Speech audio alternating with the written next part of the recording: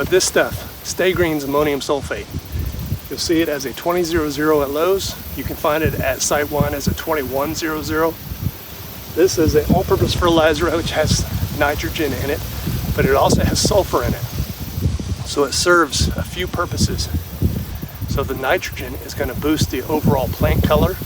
That's why everybody uses these on YouTube. Label it like the amazing, the only thing you ever need.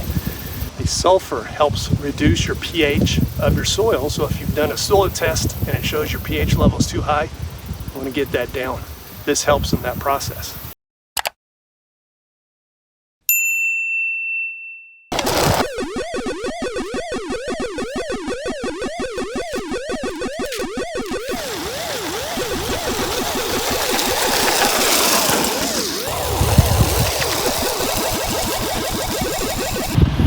So I wanted to show you the prill size. Big prills. Looks like styrofoam.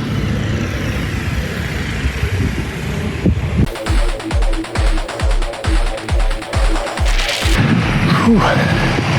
This is why in Texas we gotta do everything in the morning or right at dusk when the sun's going down. It's just too dang hot to do anything.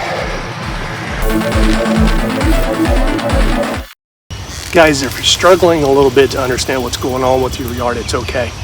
Follow my steps that I've had previously recorded. Save, subscribe, please share with your friends. Follow those steps. It's the easiest way to get better Bermuda grass. I've been doing this now 10 plus years on my own, and I've never had better grass. Now there are some areas I'm still working on.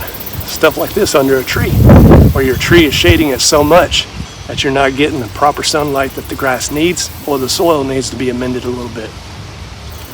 But by doing today's ammonium sulfate 2000, I should be able to get some nice color, some sulfur to reduce my pH level. This is going to help everything in the process.